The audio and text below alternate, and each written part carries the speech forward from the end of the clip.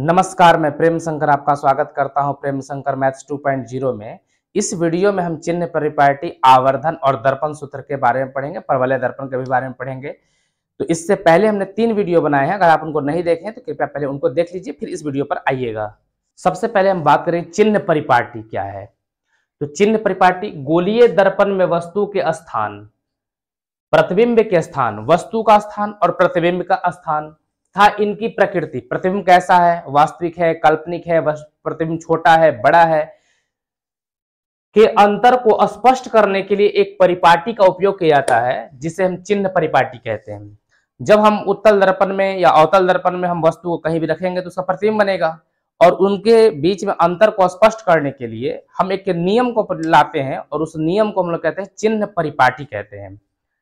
तो चिन्ह परिपाटी के अनुसार दर्पण के मुख्य अक्ष को निर्देशांक x अक्ष माना जाता है। यह हमारा हो गया अवतल दर्पण, और ये हमारा है उत्तल दर्पण। ये हो गया अवतल और ये हो गया उत्तल। ये हमारा ध्रुव हो गया, ये हो गया फोकस हो गया, और ये हो गया वक्रता केंद्र। इसमें भी हम यहाँ पर ध्रुव हो गया हमारा, ये हो गया फोकस हो गया, और ये हो गया वक्रता केंद्र हो गया। तो चिन्ह परिपाटी के अनुसार दर्पण के मुख्य अक्ष को निर्देशांक x अक्ष माना जाता है। आप पढ़े होंगे गणित में निर्देशांक ज्यामिति। निर्देशांक ज्यामिति में आप पढ़े कि x और इसको x डैश मानते हैं। तो जो इसमें हमारा प्रधान अक्ष है उसी को हम लोग x डैश मान के चलेंगे हम। तो ये हमारा प्रधान अक्ष है, इसकी को हम क्या मानेंगे, x डैश मानेंगे, और P जो होगा हमारा वो मूल बिंदु होगा। यहाँ पर मूल बिंदु होता है, तो इसी को हम लोग क्या मानेंगे, हम P मान के चलेंगे, मूल बिंदु मान देंगे हम। सभी दूरियां गोलीय दर्पण के ध्रुव से मापी जाती है। जितनी भी दूरी है वो सब हम कहां से मापते हैं, ध्रुव से। आप पढ़ेंगे फोकस दूरी किसे कहते हैं, तो दर्पण के ध्रुव से फोकस के बीच की दूरी को फोकस दूरी कहते हैं। वक्रता त्रिज्या किसे कहते हैं, दर्पण के ध्रुव से केंद्र के बीच की दूरी को हम क्या कहते हैं, वक्रता त्रिज्या कहते हैं। तो सभी दूरियां गोलीय दर्पण के ध्रुव से मापी जाती हैं, अतः ध्रुव को ही मूल बिंदु P मूल बिंदु माना जाता है। तो मूल बिंदु हमारा ये हो गया, मूल बिंदु का निर्देशांक होता है 0 और 0 होता है, तो इसको मूल बिंदु हम लोग मानते हैं। मूल बिंदु का आप पढ़ेंगे गणित में कि इधर वाला प्लस में होता है 1 2 3 प्लस में, और इधर जाएंगे तो माइनस में लेना पड़ेगा हमें, -1 -2 -3। ऊपर जाते हैं तो 1 2 3, और नीचे में आते हैं तो -1 -2 और -3। इस प्रकार से हम लोग लेते हैं, ऋणात्मक धनात्मक चिन्ह का प्रयोग करते हैं। अब तीसरा नंबर नियम कह रहा है कि आपतित प्रकाश की दिशा में मापी गई सभी दूरियां धनात्मक होती हैं, तथा आपतित प्रकाश के विपरीत दिशा में मापी गई सभी दूरियां ऋणात्मक होती हैं। जो आपतित प्रकाश है, हम लोग दर्पण को इस डायरेक्शन में रखते हैं कि प्रकाश हमेशा लेफ्ट साइड से ही आए, राइट साइड की तरफ जाए। तो इधर की तरफ जो भी दूरी मापिएगा दर्पण के ध्रुव से इधर की ओर, तो इधर की ओर जो भी दूरी होगा वह धनात्मक होगा, और इधर की ओर जो भी होगा वह ऋणात्मक होगा। इस दर्पण में भी जो भी ध्रुव के दाहिनी तरफ की जो दूरी है वो धनात्मक होगा, और लेफ्ट साइड की जो दूरी होगा वह ऋणात्मक होगा। अगला नियम कहता है कि दर्पण के अक्ष के लंबवत, एकदम लंबवत सीधा ऊपर की तरफ मापी गई सभी दूरियां धनात्मक होती है। ऊपर में आप चाहे तो इधर माप लीजिए तब भी पॉजिटिव होगा, इस साइड मापिएगा ध्रुव के किसी भी साइड, इसमें ध्रुव से लेना देना नहीं है, ध्रुव से लेना देना नहीं है, इसमें लेना है अक्ष से। ये अक्ष है हमारा मुख्य अक्ष है, इस मुख्य अक्ष के ऊपर की तरफ जाइएगा तो पॉजिटिव, और नीचे की तरफ आइएगा तो निगेटिव। चाहे वो ध्रुव के इस साइड हो या उस साइड हो, उससे कोई लेना देना नहीं है।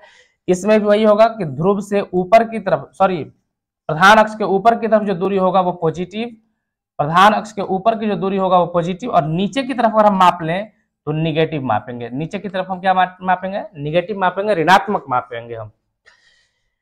अगला नियम है कि अवतल दर्पण की वक्रता त्रिज्या और फोकस दूरी ऋणात्मक होती है। चूंकि आप जानते हैं कि दर्पण की सभी दूरियां हम ध्रुव से मापते हैं, ध्रुव के फोकस अवतल दर्पण में आप ध्यान दीजिएगा, अवतल दर्पण में फोकस भी लेफ्ट साइड में है और वक्रता केंद्र भी लेफ्ट साइड में है। तो इसकी दूरी इधर में हम क्या मापते हैं, ऋणात्मक मापते हैं। तो इसकी फोकस दूरी भी और वो त्रिज्या भी ऋणात्मक होगा। तो अवतल दर्पण की वक्रता त्रिज्या और फोकस दूरी दोनों होती है, ऋणात्मक होती है। उत्तल दर्पण की वक्रता त्रिज्या r और फोकस दूरी f धनात्मक होता है। ये हमारा उत्तल दर्पण है। और उत्तल दर्पण के इस साइड में जो भी मापेंगे हम तो वो पॉजिटिव मापेंगे, और इसका फोकस भी दाहिनी तरफ है और वक्रता केंद्र भी इस साइड में है तो वो पॉजिटिव मापा जाएगा। आगे है कि वस्तु दूरी या बिंब दूरी किसे कहते हैं। तो देखिए वस्तु दूरी, कोई भी दूरी को हम कहां से मापते हैं तो दर्पण के ध्रुव से मापते हैं हम। तो वस्तु के दूरी किससे मापना है हमको, ध्रुव से।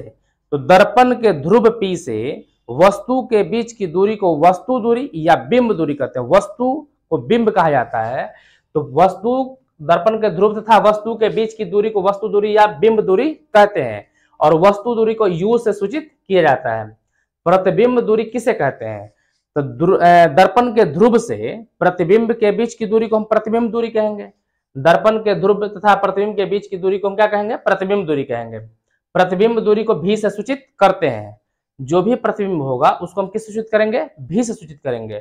दर्पण सूत्र क्या है, देखिए ये इंपॉर्टेंट है, जब भी आएगा आपको तो 5 नंबर में ही आएगा, या फिजिक्स का क्वेश्चन तो 6 नंबर में आता है, 6 नंबर में आपको आ जाएगा। दर्पण सूत्र क्या है, तो गोलीय दर्पण के लिए वस्तु दूरी u और प्रतिबिंब दूरी भी।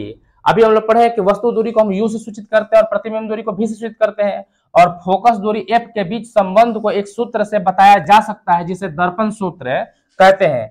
इस सूत्र के अनुसार वस्तु दूरी u का व्युत्क्रम यानी कि 1/u प्लस प्रतिबिंब दूरी का व्युत्क्रम यानी कि 1/v का योग यानी कि दोनों को जोड़ दिए, फोकस दूरी f के व्युत्क्रम के बराबर होता है, यानी कि फोकस दूरी का व्युत्क्रम का मतलब 1/f लेना है। लेकिन आप देख रहे हैं कि यहां तक हमारा सही है, ये भी को पहले लिख लिया बाद लिख लिया उससे अंतर नहीं पड़ता है। और नया चीज कहां से आ गया है, तो आप चूंकि जानते होंगे कि f बराबर r/2 होता है। आप जानते होंगे कि f बराबर क्या होता है, r/2 होता है। इसके बटा में 1 लगा देंगे, अगर इसको हम उलट दें तो ये हो जाएगा 1/f हो जाएगा। एक ऊपर कर दे, f नीचे कर दे, तो इसको भी उल्टा करना पड़ेगा 2/r। अगर आप इस बात को नहीं समझ पा रहे हैं तो आप इसको तिरछा तिरछे गुना करा दीजिए, तो ये हो जाएगा 2f बराबर हो जाएगा r, 2 गुने f बराबर 2f, r गुने 1 बराबर r हो जाएगा। अब यहां से आप देखिएगा कि यहां से हम r को इस साइड भेज देते, 2 गुना में है तो आ जाएगा भाग में हो जाएगा, और f जो है इधर गुना में तो उधर भेज देंगे तो क्या हो जाएगा, भाग में हो जाएगा। तो यहां से हो जाएगा 2 इंटू f बराबर 2f और r इंटू 1 बराबर r हो जाएगा। तो आप इस तरीके से भी चाहे तो आप निकाल सकते हैं। तो चूंकि 1/f जो है, 1/f हमारा क्या आ गया है, 2/r आ गया है, इसको हम 2/r लिख देंगे, तो यही चीज आपका यहाँ पर लिखा हुआ है। तो आप इसको याद कर लीजिएगा, ये हमारा दर्पण सूत्र है। आगे हम लोग लेंस सूत्र पढ़ेंगे, तो लेंस सूत्र में ये वाला चिन्ह केवल माइनस हो जाता है। तो आप ऐसे याद रखिएगा, बचपन में हम पहले जोड़ सीखते थे और बाद में घटाव सीखते हैं, तो पहले हम लोग जोड़ वाला काम करेंगे, और जब हम लेंस पढ़ेंगे तब हम लोग यहाँ पर माइनस, और इसको हम लोग प्रूफ करेंगे इसी वीडियो में आगे। आवर्धन किसे कहते हैं, प्रतिबिंब की ऊंचाई। देखिए कोई भी दर्पण में हम वस्तु को रखेंगे तो उसका प्रतिबिंब बनेगा, तो प्रतिबिंब की ऊंचाई बटा में वस्तु की ऊंचाई, दोनों को जब हम भाग देंगे और भागफल जो भी आएगा ना उसी को हम लोग आवर्धन कहते हैं। तो प्रतिबिंब की ऊंचाई और वस्तु के ऊंचाई के अनुपात को आवर्धन कहा जाता है। आवर्धन को m से सूचित करते हैं, m से इसलिए सूचित करते हैं कि आवर्धन का अंग्रेजी होता है मैग्निफिकेशन, होता है मैग्नीफाई होता है। तो m मैग्नीफाई का m ले लीजिएगा पहले का अक्षर, तो m से सूचित करते हैं, और m बराबर हो जाएगा प्रतिबिंब की ऊंचाई बटा में वस्तु की ऊंचाई, m बराबर h डैश। प्रतिबिंब की ऊंचाई को हम लोग h डैश से सूचित करते हैं और वस्तु की ऊंचाई को हम लोग h से सूचित करते हैं। तो ये हमारा m बराबर h डैश बटा में h होगा, और ये फॉर्मूला जब होगा वो कन्वर्ट हो जाएगा m बराबर माइनस v बटा में u में। तो इसको भी हम लोग आगे देखने वाले हैं कि कैसे कन्वर्ट होता है। अभी कुछ नोट है, आप उसको समझ लीजिए कि समतल दर्पण का आवर्धन हमेशा 1 होता है। समतल दर्पण का आवर्धन 1 ही क्यों होता है, ये 1 से कम का नहीं होता है, 1 से ज्यादा का नहीं होता है। तो समतल दर्पण आप जब भी रखिएगा, आप शीशा के सामने खड़े होते हैं तो जितना बड़ा आप होते हैं उतना ही बड़ा आपका प्रतिबिंब दिखाई देता है, या कोई भी समतल दर्पण के आगे जितना बड़ा वस्तु होगा उतना ही बड़ा उसका प्रतिबिंब होता है। यानी प्रतिबिंब मान लीजिए कि अगर 5 फीट का बन रहा है तो वस्तु भी 5 फीट का होगा, तो कट जाएगा तो कितना हो जाएगा, 1 हो जाएगा। तो इसीलिए इसका समतल दर्पण का आवर्धन हमेशा क्या होता है, 1 होता है। उत्तल दर्पण का आवर्धन हमेशा 1 से छोटा होता है। अब इसको 1 से छोटा काहे होता है, तो अब समझिए कि आप उत्तल दर्पण में कोई भी वस्तु का आप रखिएगा तो उसका प्रतिबिंब कब बनेगा, जो तो वस्तु से क्या बनता है, छोटा बनता है, हमेशा छोटा बनता है, आभासी बनता है इसमें।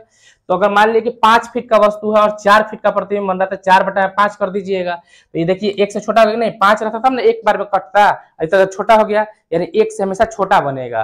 और आवर्धन m का मान, जबकि उत्तल दर्पण में तो हमेशा छोटा बनेगा, लेकिन अवतल दर्पण में ये नहीं कह सकते कि छोटा बनेगा कि बड़ा बनेगा कि बराबर बनेगा, तीनों बनता है। आपको तीनों कंडीशन पढ़े हैं कि वस्तु छोटा भी बनता है, उसमें बड़ा भी बनता है और बराबर भी बनता है। तो m का मान जो है, आवर्धन m का मान ऋणात्मक चिन्ह का अर्थ होता है कि प्रतिबिंब वस्तु की अपेक्षा उल्टा बनता है।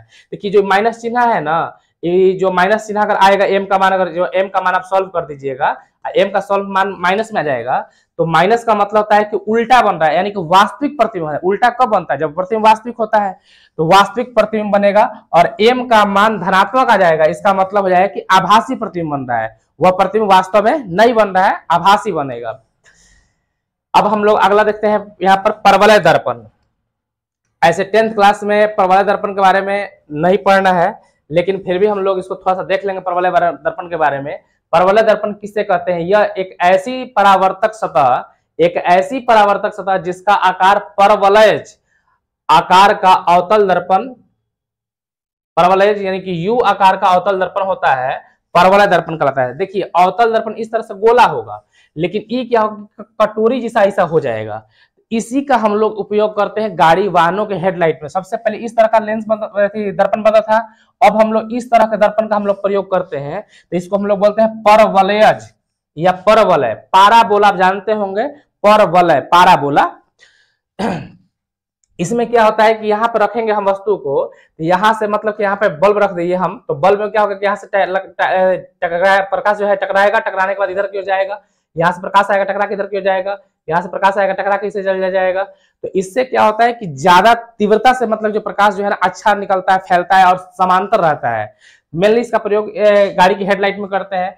परवलय दर्पण का उपयोग कहाँ करते हैं हम लोग? तो परवलय दर्पण प्रकाश, ध्वनि, रेडियो तरंगों जैसी ऊर्जा को इकट्ठा करने, या तो अगर बाहर से इसे आ रहा है तो इसको एब्जॉर्ब कर लेगा, एक बिंदु पर इकट्ठा कर लेगा, या प्रक्षेपित करने के लिए, या मान लीजिए कोई एकदम से प्रक्षेपित करना, फेंकना है, तो इसका इस्तेमाल किया जाता है। और यह फोकस पर अभिसरित करता है। जो भी अगर मान लीजिए अभिसरित कर रहा है, जो यहाँ पर मिल रहा है, तो फोकस में मिलेगा। परवलय दर्पण के क्या गुण है?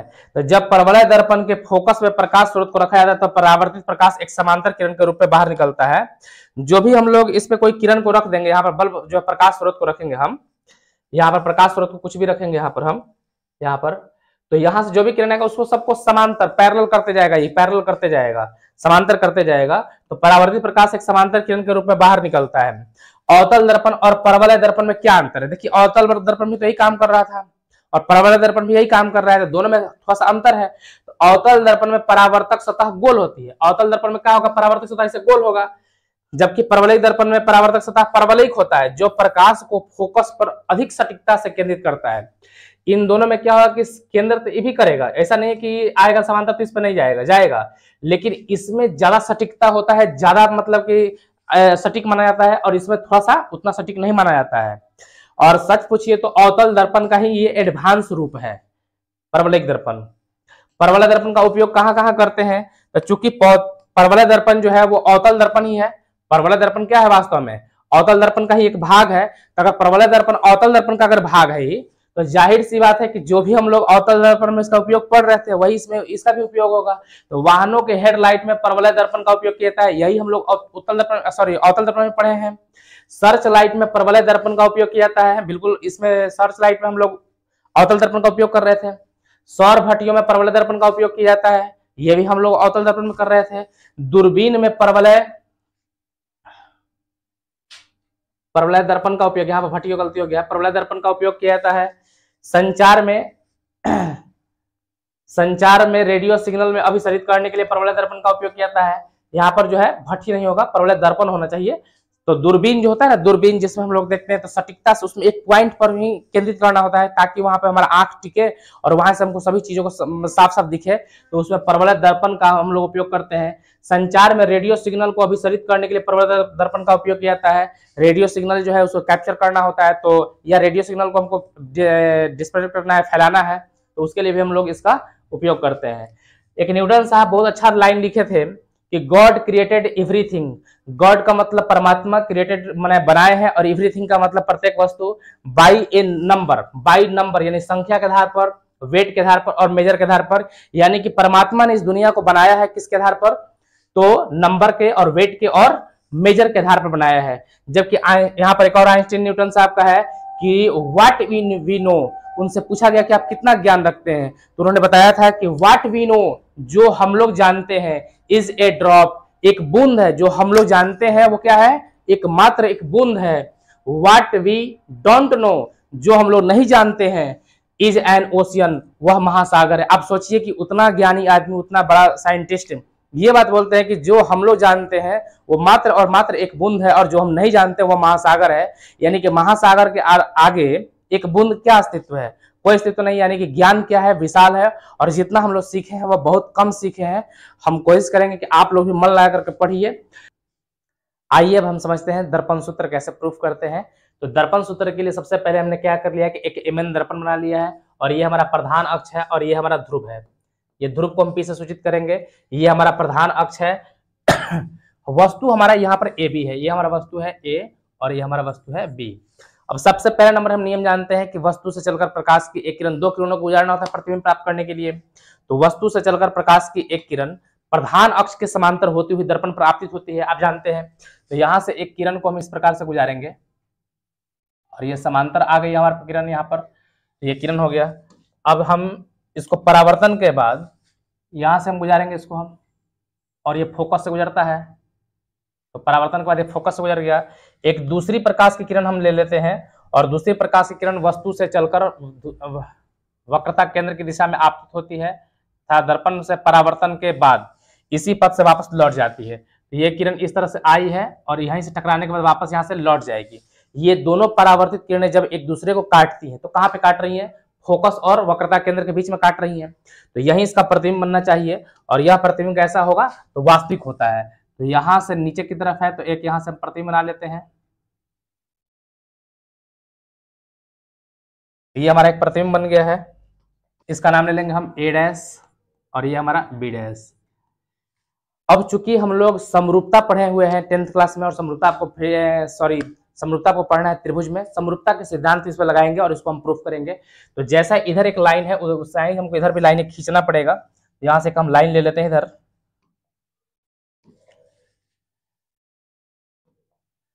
यहां से टूटी हुई रेखा से इसको मिलाते हैं हम इसको,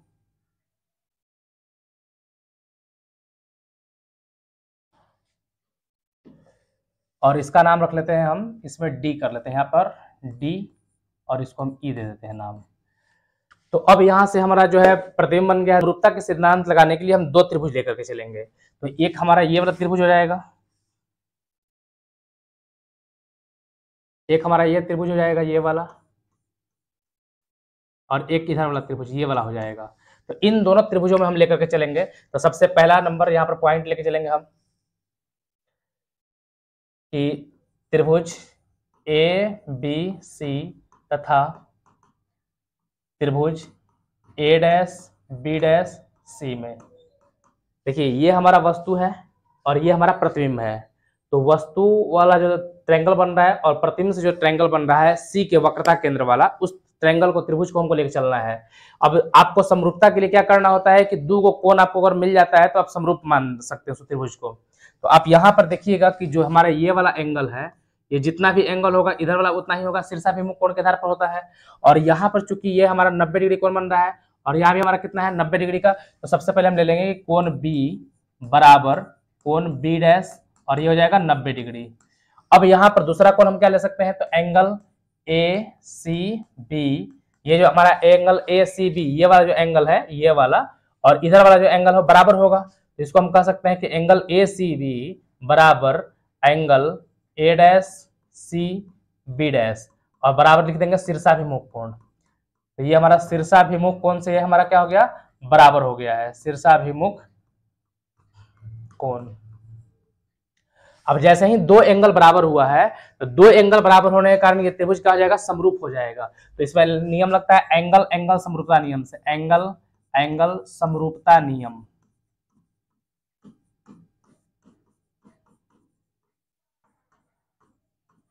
तो देखिए एंगल एंगल समरूपता नियम से क्या होगा, बैठाने का तरीका समझ लीजिए आप। त्रिभुज लिखेंगे यहाँ पर और यहाँ भी त्रिभुज लिखेंगे, और यहाँ पर बीच में हम समरूप बैठा देंगे।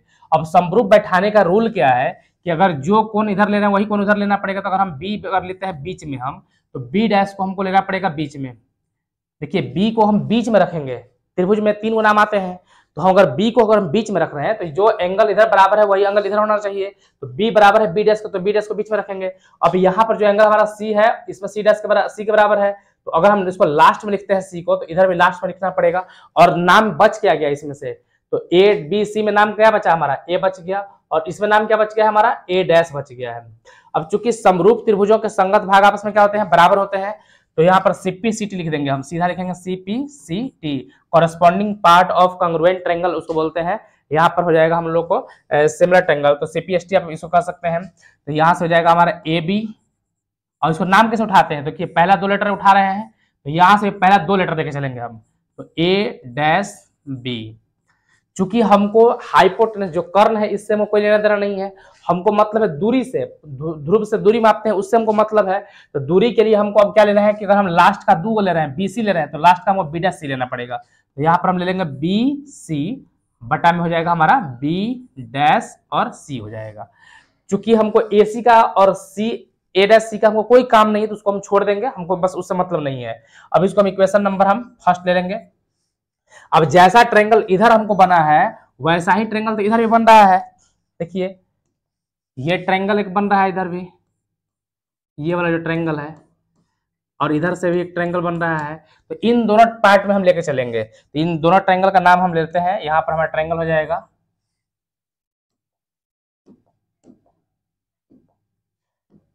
ट्रायंगल हमारा हो जाएगा इधर से डी ई एफ, तथा इसका नाम हो जाएगा हमारा F A dash B dash में। इस ट्रायंगल में हमको लेकर चलना है। अब इनमें क्या कॉमन होगा खोजिए। तो यहाँ पर देखिए एक कोण यहाँ पर 90 बन रहा है, और यहाँ भी एक कोण बन रहा है 90। तो हम कह सकते हैं कि एंगल जो इसमें ई होगा, जो ई 90 है, इसमें बी डैश 90 है, बराबर 90 डिग्री। अब इसमें क्या बराबर है, तो जैसे इसमें एफ जो है वो भी इसमें एफ के बराबर होगा शीर्षाभिमुख कोण के आधार पर। तो हम कह सकते हैं कि इसमें जो एंगल है, सबसे पहले डीईएफ नाम लिया, तो डीईएफ से हमको लेकर चलना पड़ेगा। तो यहाँ पर हमारा होगा डीएफई, कोण का नाम क्या हो जाएगा, डीएफई बराबर हो जाएगा एंगल। देखिए इसमें डीएफई ये एंगल बराबर हुआ, तो हमको ये एंगल बराबर होना चाहिए। तो B dash F A dash, या आप कह सकते हैं ए डैश एफ बी भी कह सकते, बी डैश भी कह सकते हैं। तो ए डैश एफ और बी डैश, चूंकि 2 कोण बराबर होते हैं तो त्रिभुज समरूप माना जाता है। तो लिखेंगे कि एंगल एंगल समरूपता नियम से, एंगल एंगल समरूपता नियम से, एंगल एंगल समरूपता नियम। अब क्या कहेगा एंगल एंगल समरूपता नियम है कि आपको समरूप पहले बैठाइए, यहाँ पर समरूप बैठाने आना चाहिए आपको। ट्रायंगल लिख दिए। सबसे पहले आप देखिए कि इसमें क्या है, ई है यहाँ पर, तो हम इसमें ई लिख देंगे, हम बीच में लिखे हैं। तो ये हमारा क्या है, बी डैश है, तो आपको भी बी डैश कहाँ लिखना होगा, बीच में ही लिखना होगा। अब यहाँ पर हमारा बीच वाला एंगल क्या है, एफ, और इसमें बीच वाला एंगल क्या है, एफ है। अगर एफ को आप लास्ट में लिखते हैं तो इसमें भी हमको एफ को कहाँ लिखना होगा, लास्ट में लिखना होगा। अब नाम में देखिए क्या बच गया हमारे पास, तो इधर डी ई एफ था तो हमारा डी बच गया, और इधर हमारा क्या बच गया है, तो एफ आ गया और बी डैश आ गया, तो बचा क्या हमारे पास, ए डैश। अब वही पे लगा देंगे हम, सीपीएसटी लगा देंगे यहाँ पर हम। समरूप इसको बोलते हैं, हिंदी बोलते हैं कि समरूप त्रिभुजों के संगत भाग आपस में समानुपाती होते हैं, ये बात हम बोलते हैं। तो यहां से आप देखिएगा कि यहां से डीई, पहला 2 का नाम ले रहे हैं डीई बटा में, तो यहां से पहला 2 का नाम लेके चलेंगे हम ए डैश बी डैश बराबर। यहां से अगर आप ई एफ लेके चलते हैं तो यहां से आप लेके चलना पड़ेगा आपको बी डैश एफ लेके चलना पड़ेगा। तो हमको चूंकि यही लाइन चाहिए, हमको दूरी चाहिए नीचे वाला, हमको तिरछा वाला लाइन से मतलब नहीं है, डीएफ से मतलब नहीं है, तो इसलिए डीएफ को हम छोड़ रहे हैं, इसको कोई जरूरत नहीं है। अब आप यहां से हम किसको हम लिख सकते हैं कि चूंकि आप यहां पर समझिएगा कि जो हमारा जितना बड़ा ए बी है उतना ही बड़ा हमारा क्या है, डीए है, डीई है। क्यों है, क्योंकि ये लाइन समांतर है, और लाइन समांतर है इसका मतलब क्या है कि समांतर रेखाओं के बीच दूरी बराबर होता है। तो यहाँ पे हम कह सकते हैं कि चूंकि ए डी जो है वो समांतर है, किसके समांतर है, तो बी पी के समांतर है। अगर बीपी के समांतर है तो जितना हमारा ए बी होगा उतना ही क्या होगा, हमारा डीई होगा, दोनों सेम होगा। तो हम ए बी के जगह डीई की जगह पर हम ए बी रख सकते हैं। इसीलिए डी ई के जगह पर हम क्या रख देंगे, ए बी रख देंगे। तो डी ई के जगह पर हम ए बी रख दिए और हमारा ए डैश बी डैश नीचे था, तो ए डैश बी डैश बराबर इधर वाला सेम चीज रखेंगे हम। तो ये हमारा है ई एफ बटा में हमारा हो जाएगा बी डैश एफ। इसको हम इक्वेशन नंबर 2 ले लेते हैं। अब आप ध्यान से देखिए इक्वेशन नंबर फर्स्ट और इक्वेशन नंबर सेकंड को। इक्वेशन नंबर 1 और इक्वेशन नंबर 2 में आपको क्या दिखाई दे रहा है कि ये वाला जो पार्ट है ए बी बटा में A B, A dash B dash, यहाँ पर बी डैश छूटा हुआ है, ए डैश बी डैश, तो यहाँ पर ए बी बटा में ए डैश बी डैश सेम है। तो अगर ये दोनों सेम है तो ये दोनों पार्ट आपस में क्या होगा, बराबर किस तरफ बराबर होगा। इसको हम कह सकते हैं कि इसीलिए बी सी बटा में बी डैश सी बराबर होगा ई एफ बटा में बी डैश एफ के। इसको हम इक्वेशन नंबर 3 ले लेते हैं। क्योंकि आप समझिए कि यदि दर्पण का द्वारक छोटा हो, यानी कि जो ऊर्ध्वाधर व्यास अगर वो छोटा होगा, तो जो है डी बिंदु है, जो ई बिंदु है, पी के क्या होगा, करीब करीब सटा हुआ नजदीक होगा, बिल्कुल लग रहा है कि इसमें सट गया है। तो लिखेंगे कि यदि दर्पण का द्वारक छोटा हो, यदि दर्पण का द्वारक छोटा हो तो जो ई बिंदु होगा पी के काफी निकट होगा, बिंदु ई पी के काफी निकट होगा। ये काफी क्या होगा, निकट हो जाएगा। अगर काफी निकट हो जाएगा तो जो हम ई एफ लिख सकते हैं, यानी कि जो हमारा ई एफ जो होगा वो पी एफ के बराबर हो जाएगा। यानी कि जो ई एफ जो होगा, जितना दूरी यहां से ई एफ होगा उतना ही क्या होगा, अगर ये दोनों एक ही बिंदु हो जाता है, मान के चलिए कि दोनों सट गया, जितना ई एफ होगा उतना ही पी एफ होगा। तो यहां से इसको हम फिर से पुट कर देंगे कि बी सी बटा में बी डैश सी बराबर ई एफ के जब हम क्या कर देंगे, पी एफ कर देंगे, और बटा में बी डैश एफ कर देंगे, इक्वेशन नंबर 4। अब चूंकि हम सभी दूरी को, गोलीय दर्पण में रूल है कि हम सभी दूरी को कहां से मापते हैं, तो ध्रुव से मापते हैं। तो सारी दूरी को आपको ध्रुव से कन्वर्ट करना होगा, जितना भी सब बीसी है। अब आपको बीसी को बीसी से नहीं कन्वर्ट करना है, पी से आपको कन्वर्ट करना है, पी से लेके चलना पड़ेगा। तो आप समझिए कि बीसी जो है हमारा कैसे बीसी आया होगा। तो बीसी को लाने के लिए हम क्या कर सकते हैं कि बीसी में अगर हम पीसी की जगह सीपी को जोड़ देते हैं, सी पी जोड़ देते हैं, जो बी से सी है हमारा और सी से हम पी तक जोड़ दिए, तो हमें क्या मिल जाएगा, हमको बीपी मिल जाएगा। यानी कि उसको हम कह सकते हैं कि जो बीसी है प्लस इस सीपी को हम पीसी लिख सकते हैं, अब बराबर कहा जाएगा पीबी कर देंगे। इसको हम नाम आगे पीछे कर सकते हैं, उसको कोई दिक्कत नहीं है। तो अब यहां से हम बीसी अगर हमको निकालना हो तो हम कह सकते हैं कि पीबी माइनस क्या कर सकते हैं हम, पीसी। यानी कि बीसी की जगह पर हम क्या लिख सकते हैं, पीबी माइनस पीसी। तो पीबी माइनस पीसी लिख सकते हैं। इसी प्रकार से हम बी डैश सी को कन्वर्ट करेंगे। अब हम बी डैश सी, आप देखिए बी डैश सी कहां पर है हमारा, तो बी डैश सी यहां पर है, यानी कि सी बी डैश में अगर हम बी डैश पी को जोड़ दें, हम यहां से बी डैश पी, देखिए सी यहाँ बी डैश है, इसमें अगर हम यहां से यहां तक जोड़ देंगे तो हमको सी से पी तक मिल जाएगा हमको, तो ये हो जाएगा सी पी। अब इसको हम क्या करेंगे कि बी डैश सी कहिए, एक लाइन है, उस लाइन को आप बी डैश सी कहिए या सी बी डैश कहिए, उससे कोई अंतर पड़ता नहीं है। तो यहाँ पर बी डैश सी हो जाएगा, प्लस इसको हम क्या कहेंगे कि पी बी डैश बराबर इसको हम पी सी कह देंगे। हमें चूंकि बी डैश सी का मान निकालना है, तो बी डैश सी बराबर हो जाएगा पी सी माइनस क्या हो जाएगा, पी बी डैश। तो पी यहां पर हम लिखेंगे P C, P C, P C minus P B dash, ये हो गया। अब चूंकि देखिए पी एफ है, खुद पी से ध्रुव से ही दूरी है, तो इसमें हम कोई परिवर्तन नहीं करेंगे और इसको चेंज कर देंगे हम। ये हमारा बी डैश एफ है। अब बी डैश एफ के बारे में आप समझिए कि बी डैश एफ कहां पर है, तो बी डैश एफ जो है, अगर इसमें हम पी से एफ जोड़ दें, यानी कि एफ पी जोड़ दें, एफ पी, देखिए बी डैश से एफ था हमारा, अब हम एफ से पी को जोड़ दिए तो हमारा क्या मिल जाएगा, बी डैश से पी मिल जाएगा, तो बी डैश पी हो जाएगा।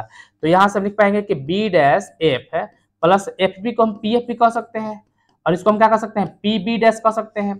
तो बी डैश एफ बराबर पी बी डैश, आई प्लस में जाकर माइनस हो जाएगा पी एफ, यानी कि बी डैश एफ के जगह पर हम क्या लिख पाएंगे, हम तो लिख पाएंगे हम कि पी बी डैश और माइनस लिख पाएंगे हम पी एफ। इक्वेशन नंबर इसको हम 5 ले सकते हैं। अब आप समझिएगा आगे, ये तो हम सभी दूरी को हम दर्पण के ध्रुव से लेकर के आ गए। अब चूंकि दर्पण के ध्रुव से लेके आए तो अब इसका नामकरण लेना होगा और चिन्ह परिपाटी का प्रयोग करना होगा। तो लिखेंगे चिन्ह परिपाटी के अनुसार, चिन्ह परिपाटी के अनुसार। अब चिन्ह परिपाटी क्या कहता है?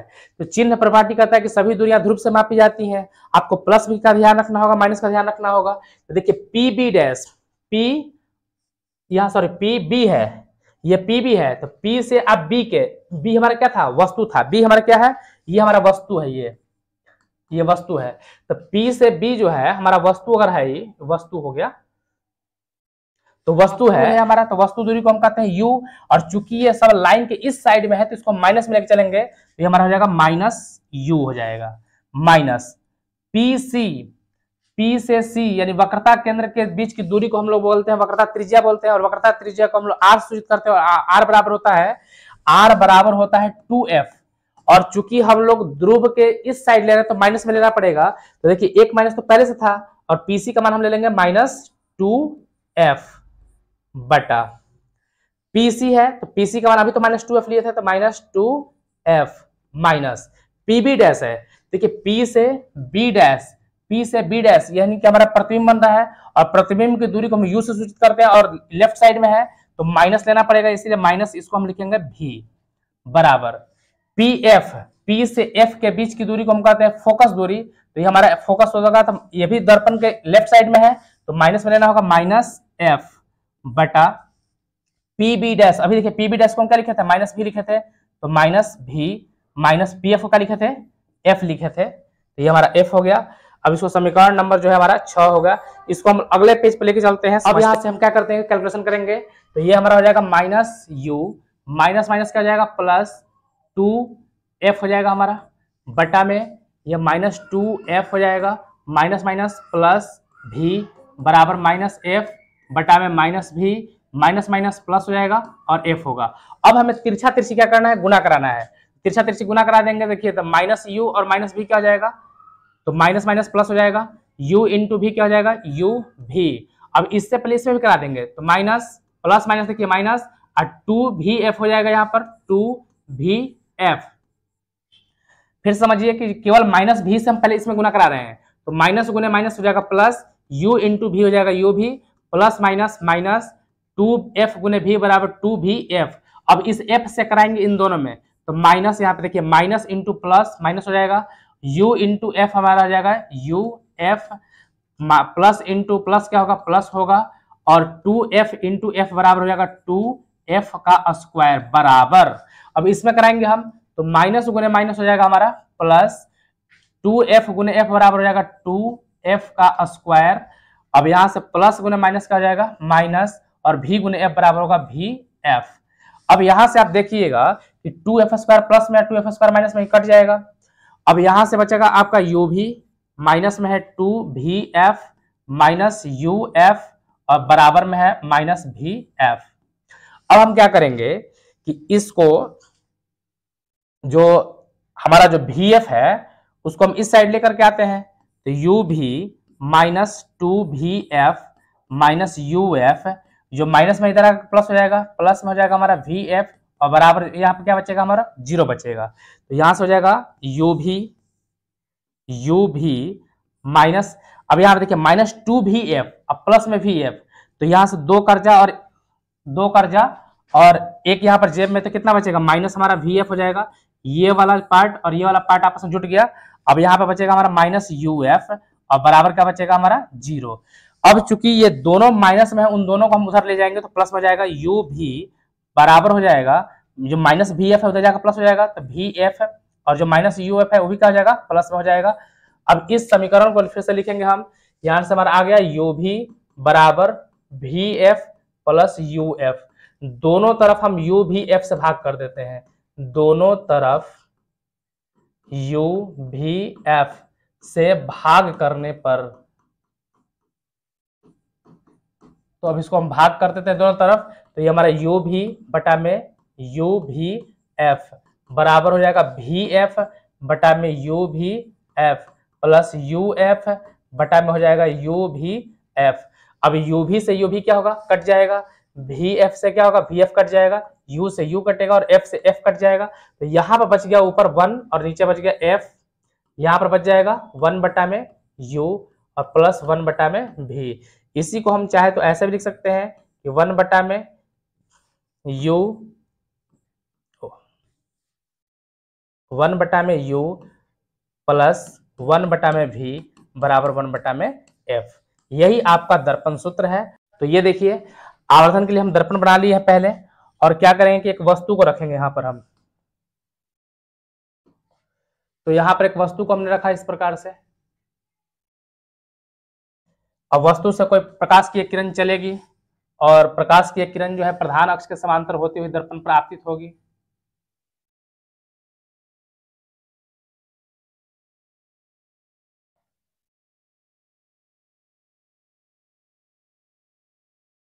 एक किरण दर्पण पर आपतित होती है, परावर्तन के बाद कहां से गुजरेगी, तो परावर्तन के बाद फोकस से गुजरती है। फोकस से लेके आ जाएगा इसको हम। अब एक दूसरी किरण जो है उसको हम गुजारते हैं ध्रुव की दिशा में, इसको ध्रुव की दिशा में ले आए हम, और परावर्तन के बाद जितना एंगल बनाते हुए आई है उतना ही एंगल बनाते हुए ये जाएगी भी।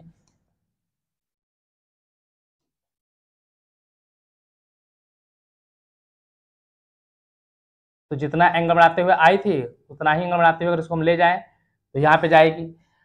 अब आप देख सकते हैं कि ये हमारा वस्तु ए है और ये हमारा बी है। प्रतिबिंब जो है जहां पर रेखाएं कटती वहीं प्रतिबिंब बनता है। तो यहाँ पर प्रतिबिंब हमारा बन रहा है,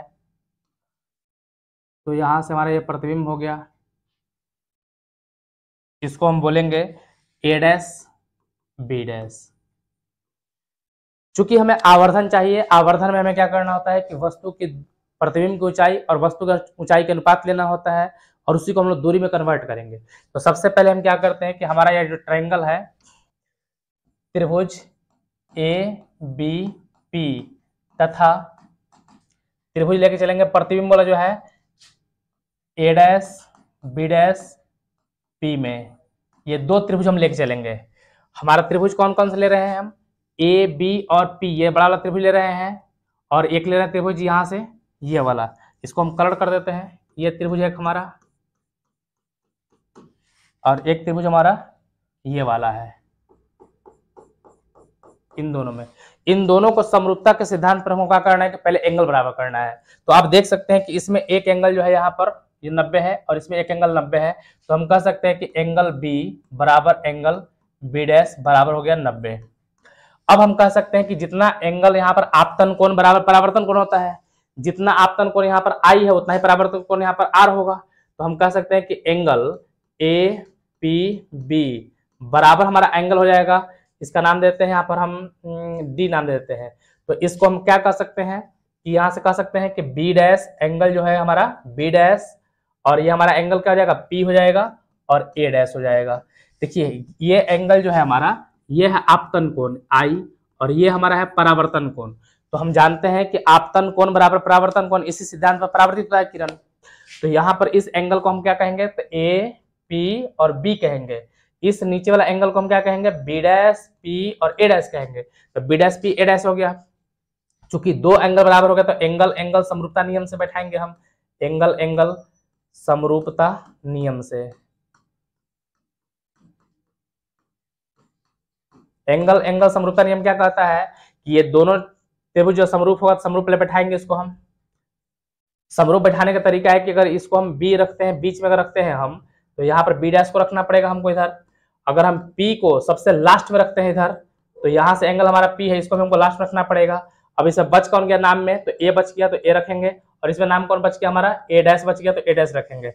चूंकि समरूप त्रिभुजों के संगत भाग आपस में समानुपाती होते हैं, तो यहां से हम कह सकते हैं कि ए बी बटा में, जैसे नाम पहला का 2 अक्षर ले रहे हैं तो यहाँ का भी पहले का 2 अक्षर लेना पड़ेगा हमको, ए डैश बी डैश बराबर। चूंकि हमें ये वाला दूरी चाहिए हमें, तो हम यहाँ से बीपी ले लेते हैं। लास्ट का अगर 2 नाम लेंगे हम बीपी, तो इसमें भी लास्ट का हमें 2 नाम लेना पड़ेगा, बी डैश पी लेना पड़ेगा। अब यहाँ पे आप समझिएगा कि इसको अगर हम उल्टा कर दें, क्योंकि हमें चाहिए प्रतिबिंब की ऊंचाई बटा में वस्तु की ऊंचाई, हमें चाहिए प्रतिबिंब की ऊंचाई बटा में वस्तु की ऊंचाई, और यहाँ है वस्तु की ऊंचाई बटा में प्रतिबिंब की है, तो इसको उल्टा कर देते हैं हम।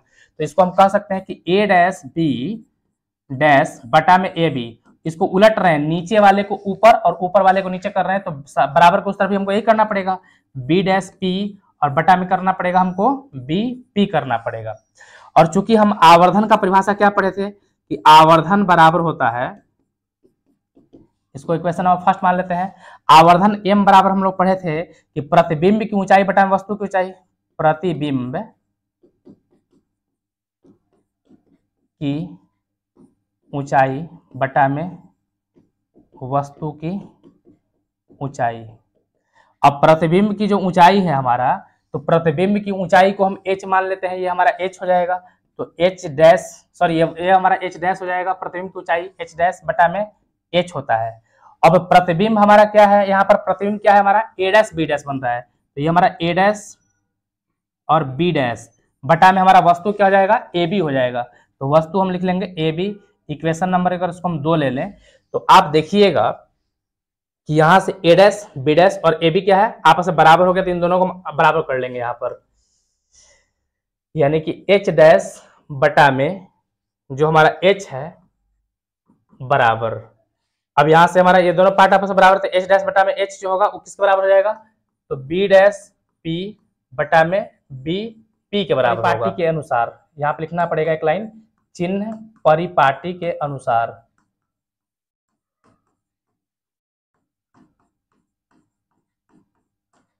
चिन्ह परिपाटी क्या कहता है कि देखिए ऊपर का जो लाइन है, ऊपर में दूरी होगा तो उसका हम प्लस में मापेंगे, और नीचे में कहाँ मापेंगे माइनस में मापेंगे, ऋणात्मक होता है, तो h डैश हमारा नीचे की तरफ बन रहा है तो माइनस में हो जाएगा हमारा h डैश बटा, जब हम ऊपर की तरफ जा रहे हैं तो प्लस में मापेंगे तो हमारा h क्या हो जाएगा प्लस में हो जाएगा।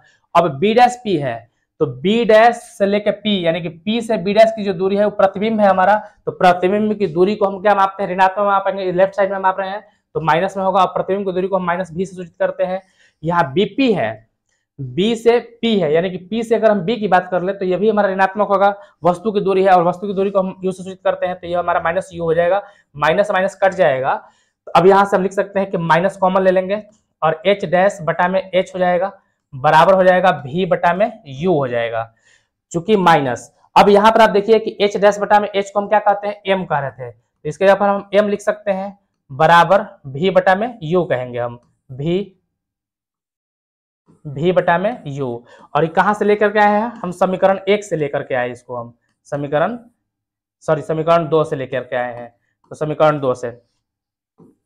अब यहां पर देखिए कि जो माइनस है इसको अगर इस साइड हम भेज दें तो m बराबर हो जाएगा हमारा माइनस v बटा में u हो जाएगा। तो बस यही हमको फॉर्मूला पढ़ना, प्रूफ करना था कि m बराबर जो होता है वो माइनस v बटा में u होता है। माइनस चिन्ह यह दर्शाता है कि प्रतिबिंब जो है वो वास्तविक बन रहा है और उल्टा बन रहा है। अगर आपको ये वीडियो अच्छा लगता है तो दोस्तों को बस शेयर कीजिए, लाइक कीजिए, अगर हमारे चैनल को सब्सक्राइब नहीं किए हैं तो सब्सक्राइब कीजिए। जय हिंद।